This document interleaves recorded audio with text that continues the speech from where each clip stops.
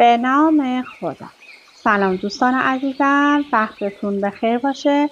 پادکست صدای سکوت امروز رو با کتابی زیبا و جذاب شروع میکنیم. جادوی باور، قدرت جادویی باور،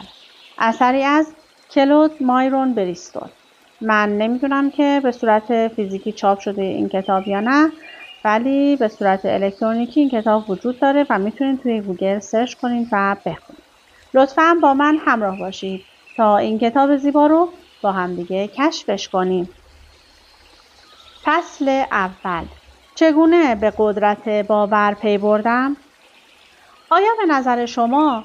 قدرت، عامل و یا علم خاصی وجود دارد که تنها بخش محدودی از مردم به این قدرت مافوق تصور دسترسی داشته و با استفاده از این ابزار زندگی ساز نه تنها همه مشکلات خود را برطرف می کنند، بلکه به سعادت و ثروتی دست می یابند که در ذهن نمی گنجد؟ من به این قدرت جادویی ایمان داشته و هدفم از نگارش این کتاب این است که خواننده با خواندن این کتاب به چگونگی استفاده از این قدرت جادویی مسلط شده و پیامد آن به ثروتی بیکران دست یابد. زمانی که در حوالی سال 1933 در لس آنجلس برای تعدادی از مدیران اقتصادی درباره موضوع کتابچه‌ام تحت عنوان نیرویی که دنیا را می‌لرزاند TNT سخنرانی می‌کردم، بر حسب اتفاقی یکی از سردبیران یک روزنامه معتبر در این مکان حضور داشت و مطلب زیر را در روزنامه‌اش درج کرد. شما از دنیای روحانی چیزی را استخراج کرده اید که از ماهیتی رازآلود برخوردار بوده و این مسئله به سادگی جادوی اتفاق را توضیح می‌دهد. به زبان ساده‌تر، راز مورد اشاره شما به سادگی هر فرد باورمندی را سعادتمند می‌کند. بله، به واسطه این نوع اظهار نظر بود که به تدریج به این باور رسیدم که به ابزار و فرمولی دست یافتم که بدین وسیله می‌توانم هر خواسته ای را محقق کنم. اما من برخلاف این سردبیر اعتقادی به رازآلودگی این فرمول جادویی زندگی ساز ندارم و تنها چیزی که این صفت را برای این فرمول توجیه می کند این است که تنها تعداد معدودی از انسان‌ها از این کلید طلایی استفاده می کنند. زمانی که چند سال پیش از طریق سخنرانی و نگارش کتابچه‌ای تحت عنوان قدرتی که دنیا را می‌لرزاند TNT سعی در آموزش این مفهوم قدرت مافوق تصور ذهن به مردم می‌کردم، خودم نیز باور نداشتم که مردم بتوانند این مفهوم و قدرت جادویی ذهن ایمان راسخ را درک کنند. با این همه من با تمام وجودم به این قدرت ایمان داشته و این ایمانم نیز در اثر دستاوردهای مالی ثروتمندان روز به روز تقویت می‌شد. به زبان ساده‌تر، من در طی این سالها شاهد و ناظر رشد اشخاصی بودم که با استفاده از این فرمول جادویی ثروت خود را چند برابر کرده و به همه خواسته‌های مالی خود نائل شدند. حقیقت این است که اگرچه اطرافیانم می‌خواستند که کتاب دومی را نیز در این رابطه به رشته تحریر درآورم، اما از آنجا که درک این مفهوم یا فرمول برای اکثر مردم دشوار بود، این مسئله اسباب سرخوردگیم را فراهم می‌آورد. تا اینکه زن کتاب فروشی که نسخه‌های قابل توجهی از کتاب اولم TNT را در دسترس مشتریان قرار داده بود، نامه‌ای با این مضمون را برایم ارسال کرد. از آنجا که سخنرانی‌های آتشینت آشکارا بیانگر این موضوع است که به این فرمول جادوییت قدرت ذهنی ایمان راسخ داری و چون همه اشخاص جاه طلب و کامیابی خواه نمی‌توانند در این جلسات شرکت کنند، بنابراین جهت فراگیرتر کردن این آموزه چاره‌ای جز این نداری که کتاب دیگری را در اختیار خواننده قرار دهید، چون رسالت اخلاقی و انسانی تو چنین حکم می‌کند. همانطور که گفتم، من در نگارش کتاب کامل و جامع حاضر به دلایل شخصی تردید داشتم. اما محرکاتی از نوع فوق به همراه دلایل شخصی بالاخره مرا بران داشت که کتاب حاضر را تحت عنوان جادوی باور در اختیار طیف وسیعی از خوانندگان قرار دهم. از جمله دلایل شخصیم برای نگارش این کتاب جامع این بوده است که از آنجا که بخشی از سالهای عمرم در جنگ جهانی اول به عنوان سرباز و عضو کمیسیون یا هیئت ایالتی در فرانسه و آلمان سپری شده است و چون بهتر از هر کس دیگری از شرایط رزمندگان بازنشسته آگاه هستم و چون این اشخاص در شرایط پس از جنگ از زاویه مادی باید روی پاهای خودشان بایستند، همینطور افراد ترقی‌خواهی که خواهان کامیابی بوده اما از ابزارهای لازم محروم هستند، عوامل و مسائلی از این دست سبب شد که در نهایت کتاب حاضر را به رشته تحریر درآورم. همانطور که به احتمال قوی تا کنون متوجه شده اید، پیام و سخن اصلی این کتاب این است که فرد می‌تواند با استفاده از قدرت باور هر آرزوی سنجیده‌ای را محقق سازد و چون همه خوانندگان این راهکار جادویی را تایید نمی‌کنند، بدین علت این دسته از خوانندگان ممکن است مرا آدمی شیاد شارلاتان و دیوانه و احمق بخوانند که قصدم از نگارش این کتاب سرکیسه کردن مردم است. و این در حالی است که کارنامه کاری و حرفه‌ایم به سادگی این پندار را باطل می‌کند.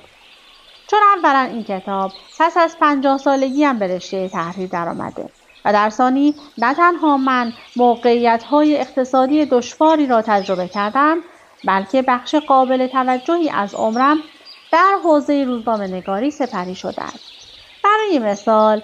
من گزارشگر ویژه اداره پلیس بوده و در عین حال سردبیر نشریات مذهبی بودم و این موقعیت حرفه‌ای سبب شده است که از نزدیک با مقاماتی مذهبی، ذهن درمانگران معنویت گرایان یا روح باوران، دانشمندان علوم دینی، نواندیشان دینی، رهبران توحید باوران، خورشید پرستان و حتی لامذهبان حشر و نشر داشته و با باورهای ماورای این فرقه ها آشنا شوم. از طرف دیگر تجارب و موارد عینی‌تر نیز در طول سالهای عمرم اسباب حیرت و تعجبم شده است. از جمله این تجارب این است که من به کرات به دلایل مختلف در بیمارستان بستری شده و در این مکان شاهد مرگ بیماران بودم و این در حالی است که در تخت‌های مجاور من بیمارانی نیز بستری بودند که علی‌رغم بیماری حادشان در ظرف چند شبانه روز بهبود یافته و از بستر بیماری بلند شدند و این واقعیت شامل حال افراد مفلوج نیز می شود. همینطور من اشخاصی را می شناسم که مدعی هستند که آرتروز و التهاب مفصلشان را تنها با بستن یک دستبند مسی دور دستشان علاج کردند و این باور درمانی شامل حال زگیل دست و گزیده شدن توسط مار زنگی نیز می شود. بدین معنا که برخی از باورمندان این نوع زهرهای سمی را وارد بدنشان کردند، با این حال همه جان به جان آفرین تسلیم نکردند.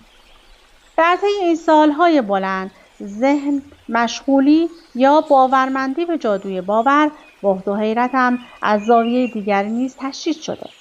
و آن اینکه چگونه مردان و زنان بزرگ به قله رفیع بزرگ و عظمت نایل شده و چگونه برخی به ثروتی افسانه‌ای دست یافتند.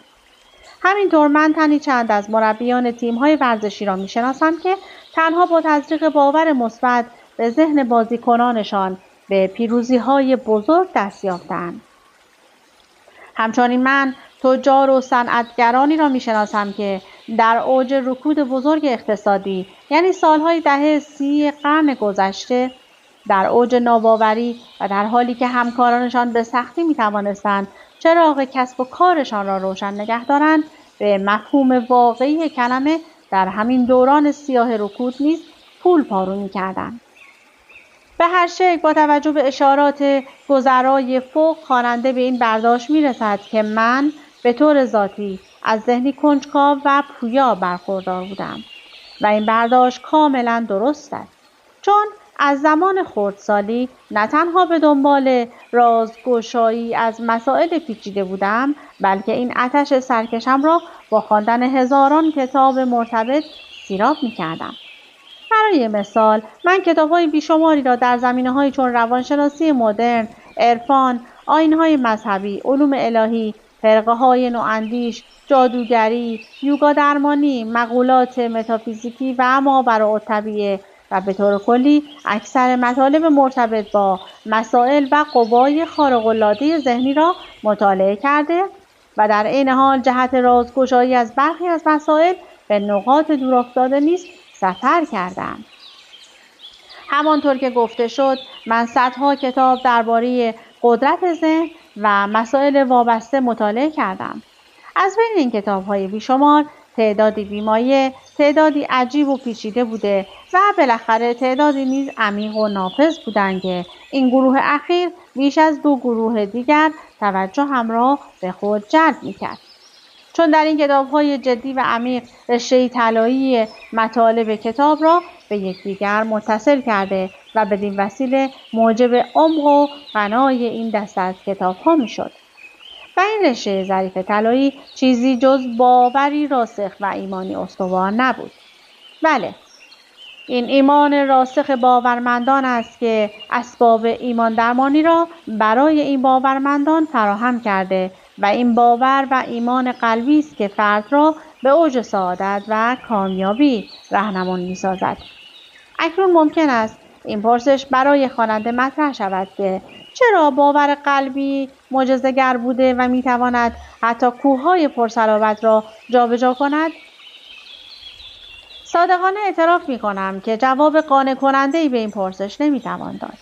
با این همه آنچه که مسلم است این که باور حاوی جادوی ناب بوده و همین قدرت سحرآمیزش است که موجبات تحقق خواسته‌های مختلف فرد را فراهم می‌کند.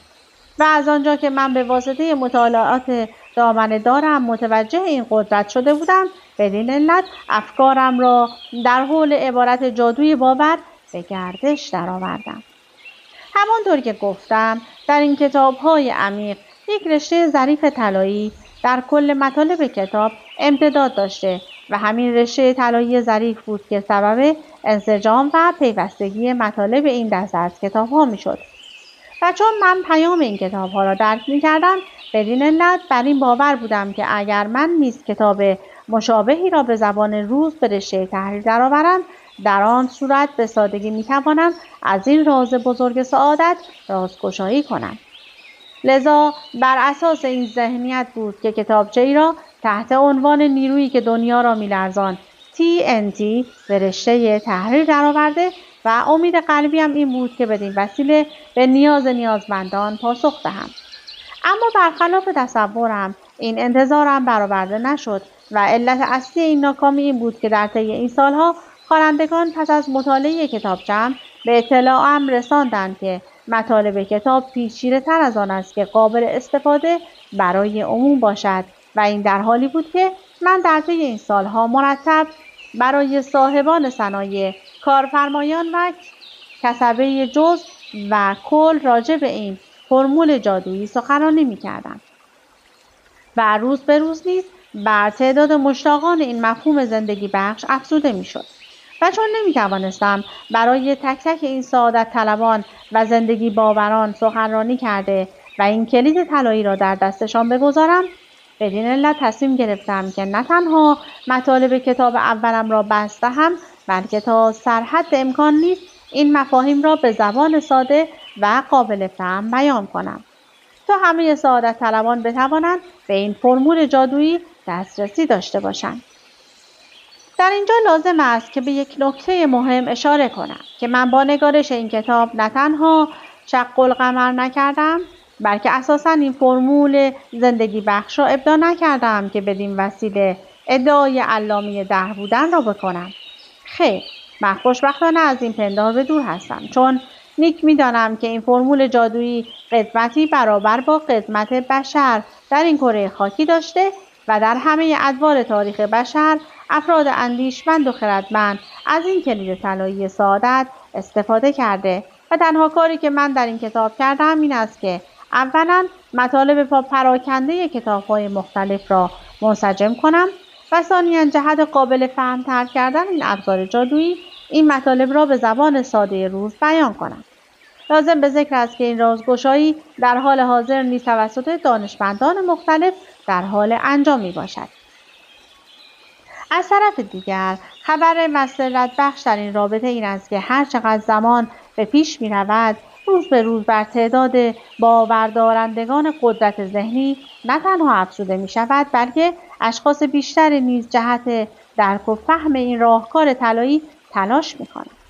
تا بدین وسیله بتوانند به همه آرزوهای خود جامعه عمل بپوشانند. به هر شکل اکنون به طور گذرا با تاریخچه قدرت بیکران ذهن آشنا شده اید.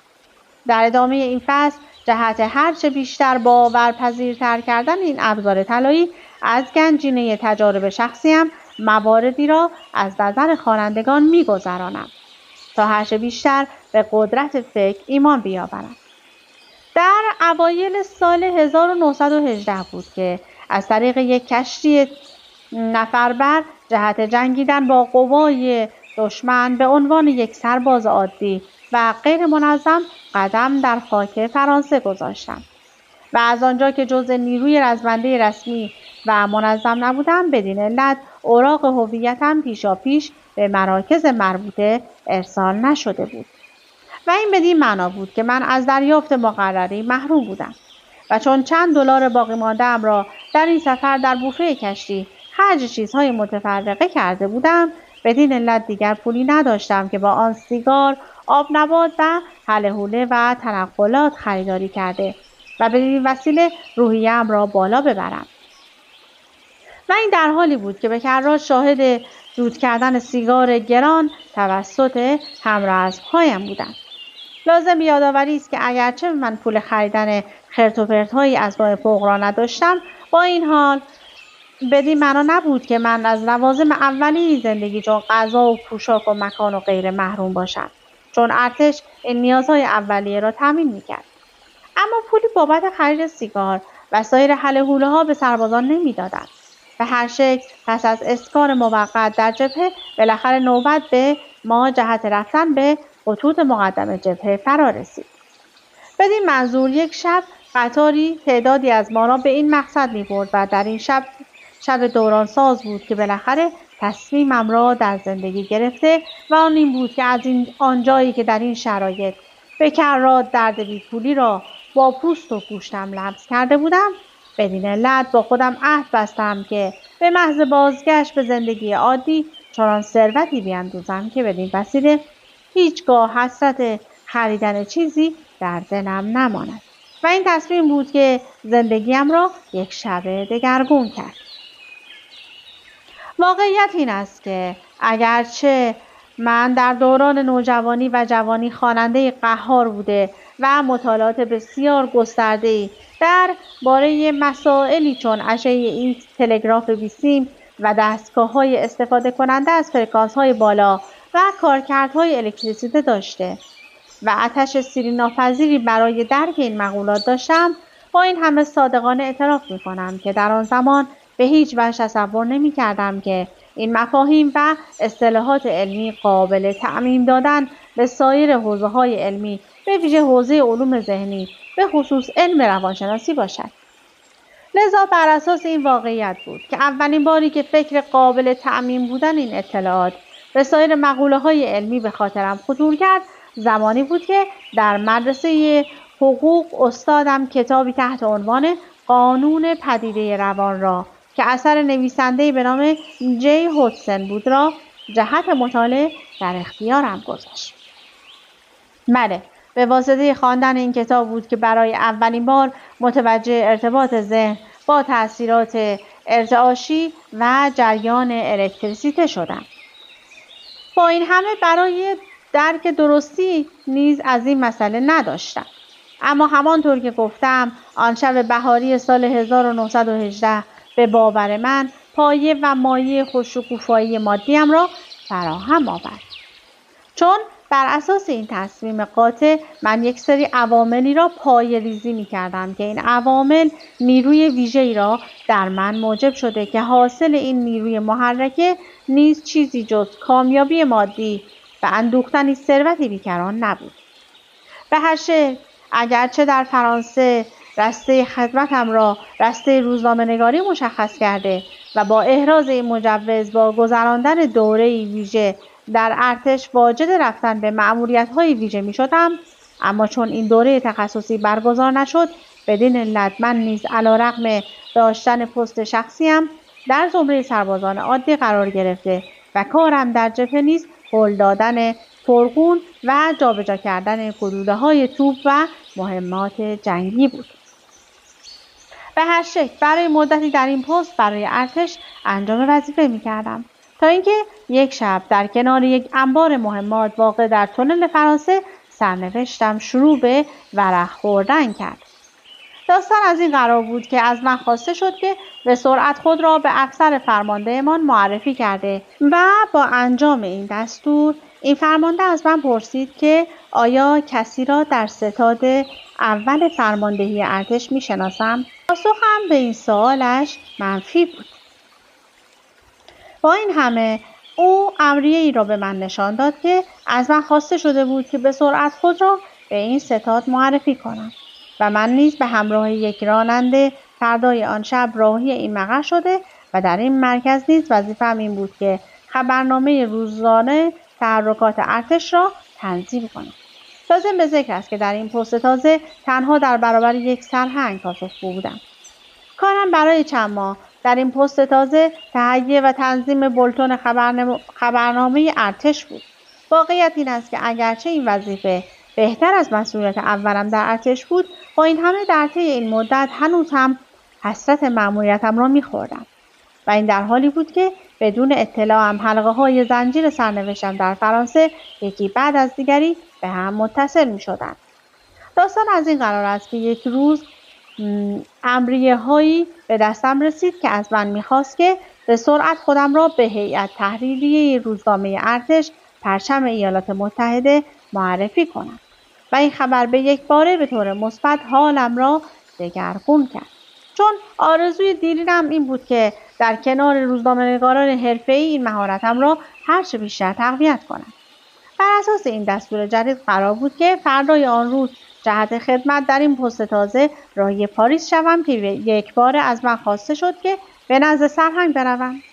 و زمانی که در کنار سرهنگ قرار گرفتم او به اطلاعم رساند که از طرف آجودان ستاد فرماندهی اول ارتش نامه‌ای به دستش رسیده است که از من خواسته شده که آیا هنوز هم مایل هستم که به مأموریت ویژه بروم، با اینکه ترجیح می‌دهم که در دفتر روزنامه ارتش واقع در پاریس خدمت کنم. از آنجا که بر این باور بودم که جنگ به زودی تمام می‌شود، بدین علت تصمیم گرفتم که مهارت روزنامه‌نگاریم را تقویت کنم. پس از اعلام آتش‌بس جهت خروج از ارتش لحظه شماری می‌کردم و علت اصلی این اشتیاق نیز این بود که با خود عهد بسته بودم که در دنیای غیرنظامی به یک ثروت هنگفت دست یابم. اما از آنجا که روزنامه ارتش تا تابستان سال 1919 منتشر می‌شد، بدین علت من در ماه اوت این سال را از ارتش ترخیص شدم تا به کمک قوای آزاد شده از ناخودآگاهیم ذهن نیمه هوشیارم بدین وسیله به آرزوی ثروت‌اندوزیم جامه عمل بپوشانم. یک روز از خروجم از ارتش نگذشته بود که رئیس باشگاهی که من عضوش بودم با من تماس گرفته و به اطلاعم رساند که یک مرد سرمایه‌دار و با نفوذی مایل است که پیش از آن که در دنیای آزاد در کار روزنامه‌نگاری شاغل شوم با من دیدار داشته باشد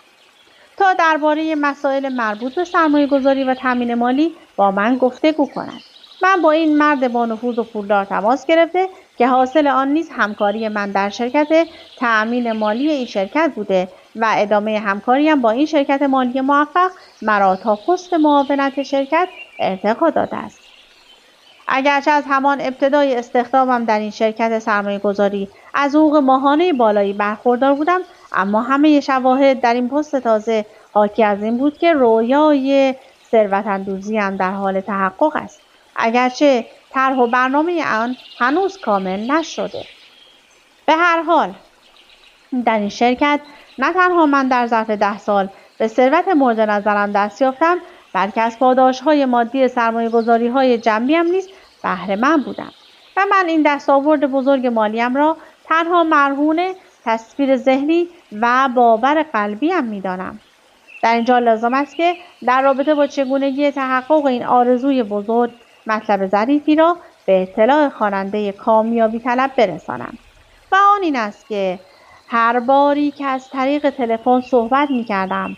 و یا اینکه از کار فارغ می‌شدم، من وقت بیکاریم را صرف کشیدن تصویر دلار می‌کردم تا بدین وسیله به طور مستقیم و غیر مستقیم به بخش ناخودآگاه، ناهوشیار و ضمیر ناخودآگاه هم بفهمانم که هدف اصلی در زندگی کسب ثروت است، تا ناخودآگاهی و ناهوشیاریم به طور خودکار ابزارهای تحقق این رویا را در اختیارم بگذارد. به زبان ساده‌تر، آتش ثروت‌اندوزی در طی این مدت پیوسته در کل وجود و ذهنم زبانه می‌کشید. از آنجا که پول و امکانات مادی از پس رفع بسیاری از مشکلات برمی‌آید، بدین علت زمانی که سخن از تحقق رویا به میان می‌آید، ذهن اکثریت مردم متوجه ثروت‌اندوزی شده و من نیز از این قاعده کلی مستثنا نیستم. اما نکته مهمی که همواره باید آویزه گوش خواننده باشد این است که از قدرت جادویی ناخودآگاهی یا ذهن نیمه هوشیار میتوان جهت تحقق هر هدف و آرزویی استفاده کرد. در این رابطه مثال زیر قابل تأمل است. پیش از آنکه کتابچه‌ام را با موضوع TNT نیرویی که دنیا را می‌لرزاند را به طور عملی به رشته تحریر درآورم، تصمیم گرفتم که با کشتی امپراتوریست ژاپن سفری به شرق داشته باشم و چون یکی از محرکات و جذابیت‌های این سفر صرف غذاهای خوشمزه بوده و چون من در سفرهای گذشته‌ام به کشورهای اروپایی و کانادا کم کم به نوع خاصی از پنیر موسوم به پنیر ساخته شده توسط راهبان تراپیست علاقه‌مند شده بودم، بدین علت از مسئول غذای این کشتی پرسیدم که آیا میتوانم مقداری از این پنیر مخصوص را سرو کنم که او با عذرخواهی گفت که متاسفانه در حال حاضر این نوع پنیر را ندارد. که خنده کنان به اطلاعش رساندم که تنها به عشق خوردن این نوع پنیر با این کشتی سفر میکنم که این حرفم بیش از پیش به شرمندگی او دامن زد. صادقانه اعتراف میکنم که عدم وجود این نوع پنیر در کشتی هرچه بیشتر به هوسم دامن زده و این مسئله مرا سرخورده میکرد تا اینکه یک شب زمانی که پس از نیمه شب بعد از پایان یک مهمانی در عرشه کشتی راهی کابینم میشدم، به یک بار چشمم در برابر میزی گشوده شد که نه تنها مملو از غذاهای لذیذ مختلف بود، بلکه ظرف بزرگی از این نوع پنیر نیز بر روی میز بود که این مسئله نه تنها نشاطم را تقویت کرده، بلکه مرا بران داشت که چگونگی امر را از وی جویا شدم. که مسئول غذای مسافرین در پاسخ گفت که زمانی که من این درخواست را از وی کردم، در آن زمان او مطمئن بود که چیزی از این نوع پنیر در کشتی باقی نمانده است، اما اصرار و علاقه شدید من او را بران داشته است که تا سرحد امکان جهت یافتنش تلاش کند که خوشبختانه مقداری از این نوع پنیر در انبار اضطراری کشتی موجود بوده و این تجربه بار دیگر ثابت می‌کند که چگونه میل سرکش رنگ واقعیت به خود می‌گیرد. لازم به ذکر است که تجارب شیرینم در کشتی امپراتور تنها منحصر به خوردن پنیر دلخواهم، یعنی پنیر راهبان تراپیست نشده، بلکه من در این کشتی در بسیاری از موارد هم سفره افسر ناظر کشتی بوده و دوستی من با این شخص سبب شده بود که تجاربم در این کشتی هرچه بیشتر پربارتر شود. در یک کلام بر این باور بودم که در این کشتی به مثل یک سلطان با من رفتار شده است و از آنجا که دلم می‌خواست که این تجارب شیرین در سفر برگشتم به خانه نیز تکرار شود، بدین علت به یک بار تصمیم گرفتم که به اقامتم در ژاپن پایان داده و راهی امریکا شوم، چون حس ششم به من میگفت که این تجربه دلچسب در سفر بازگشت نیز تکرار خواهد شد. لذا بدین علت در دقایق پایانی یک روز کاری راهی آژانس فروش بلیط شده و بالاخره از سر خوششانسی مطلق آخرین کابین خالی کشتی نصیب من شده و من فردای آن روز با این کشتی راهی خانه شدم.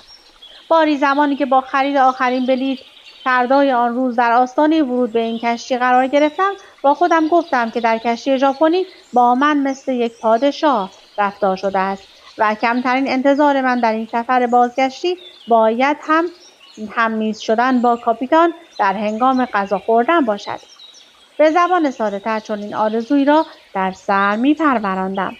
به هر شکل پس از سوار شدن همه مسافرین کشتی با کشیدن لنگر از بندرگاه دور شده و چون در حوالی ظهر سوار شده بودیم بدین علت همه مسافرین میبایست جهت صرف نهار راهی سالن شده و ورودم به این مکان نیز مقارن با استقرار بیش از نیمی از مسافرین در سر جاهایشان بر اساس شماره بلیط بود. و زمانی که چشم مسئول میز به شماره هایم افتاد، او با نگاهی شتاب زده فوراً مرا به سوی میزی هدایت کرد که درست در برابر میز غذاخوری کاپیتان بود و من از قبل این همجواری با کاپیتان از امتیازات غذایی ویژه‌ای برخوردار بودم و این مسئله نیز به خاطرات شیرینم در این کشتی کمک میکرد. لازم به ذکر است که این تجارب تنها منحصر به همکناریم با کاپیتان نشد، بلکه ناخدا به منظور پاسداشت روز تولدم ترتیب یک مهمانی بزرگ را در این سفر داد و این در حالی بود که هنوز تا روز تولدم فرا نرسیده بود. خب دیگه زمان به من اجازه نمیده که بیشتر از این کتاب زیبا رو برای شما بخونم. این کتاب خیلی زیباست، لطفاً برای خودتون تهیه کنید و تا انتها بخونید. از اینکه با من همراه بودید سپاسگزارم. تا وایس بعدی، خدا نگهدارتون.